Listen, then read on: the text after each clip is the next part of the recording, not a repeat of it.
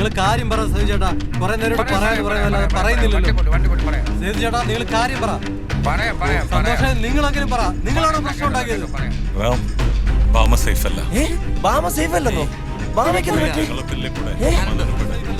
എന്താ പ്രശ്നം?